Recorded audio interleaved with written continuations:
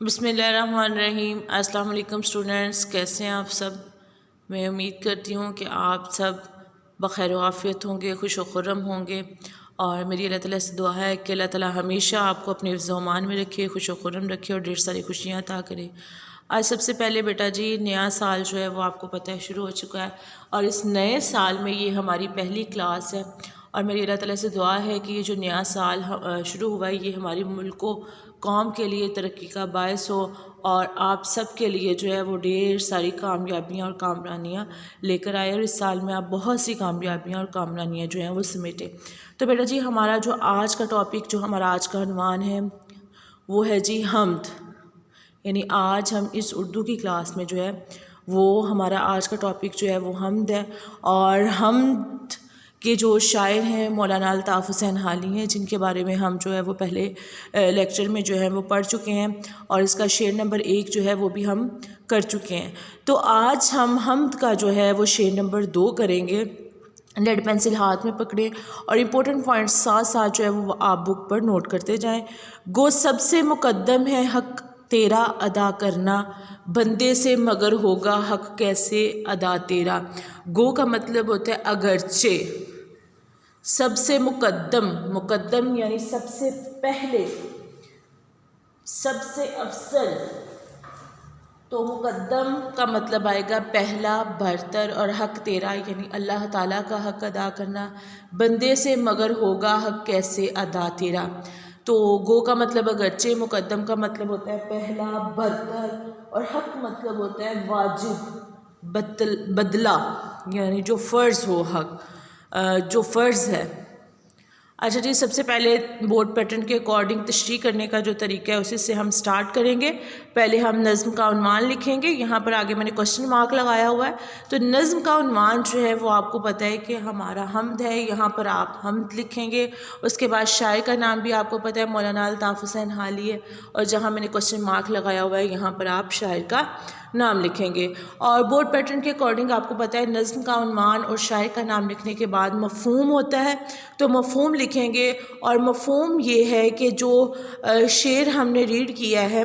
جس شعر کے ہم نے الفاظ معنی کیے ہیں، اسی شعر کو سادہ اور آسان الفاظ میں لکھ دینا ہے۔ تو اس شعر کا مفہوم ہے جی، اگرچہ اللہ تعالیٰ کی عطایت سب سے پہلا فرض ہے، مگر انسان اس حق کی ادائیگی سے عاجز ہے۔ یعنی جو شعر ہم نے پڑھا ہے اس کو سادہ اور آسان الفاظ میں ہم نے مفہوم میں لکھ دیا ہے۔ مفہوم کے بعد بیٹا جی تشریح آئے گی،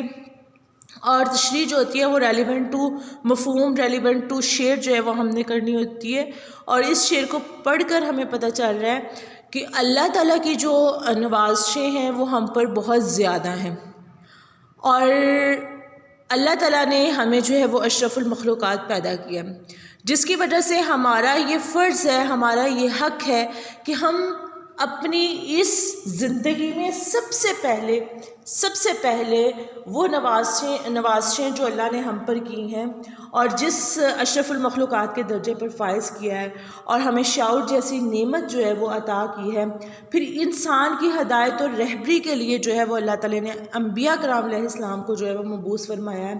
اور آخر میں ہدایت کے لیے اللہ تعالیٰ نے انسان کے لیے جو ہے وہ قرآن جیسی عظیم کتاب جو ہے وہ عطا فرمائی ہے، جو زندگی کے ہر شعبہ میں مکمل طور پر جو ہے وہ ہماری رہنمائی کرتی ہے۔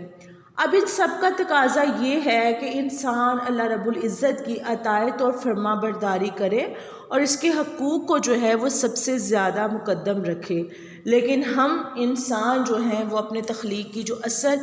مقصد ہے اس کو بھول چکے ہیں، یعنی جو حق ادا کرنا سب سے پہلے ہمارے لیے ضروری ہے، سب سے پہلا ہمارا فرض ہے، سب سے پہلا ہمارا حق ہے، ہم اسی حق کو جو ہے وہ ادا نہیں کر رہے، اور اس دنیا کی ظاہری نمود و نمائش میں جو ہے وہ کھو کر رہ گئے ہیں، اور اپنے اصل مقصد کو جو ہے وہ بھول چکے ہیں، وہ مقصد جس کے لیے اللہ تعالیٰ نے ہمیں پیدا کیا۔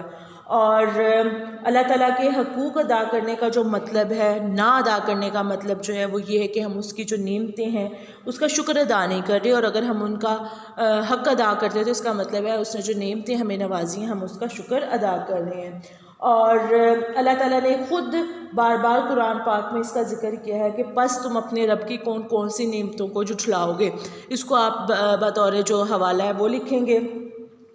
اللہ تعالیٰ کی نعمتوں کا سب سے بڑا اظہار تشکر یہ ہے کہ انسان جو ہے وہ اللہ تعالیٰ کی نافرمانی جو ہے وہ چھوڑ دے اور جس چیز کا اللہ تعالیٰ نے حکم دیا اس چیز کو اپنائے. یہ اس کی تشریح میں ہم یہ لکھیں گے اور یہ اکارڈنگ ٹو شیئر جو ہے وہ میں نے آپ کو بتایا ہے. اس کے بعد ریفرنس ہوں گے، ریفرنس آپ ریلیونٹ ٹو شیئر لکھیں گے اور انشاءاللہ میں اس نظم کے اینڈ پر کچھ ریفرنس لکھوں گی جو آپ ہر شعر میں بھی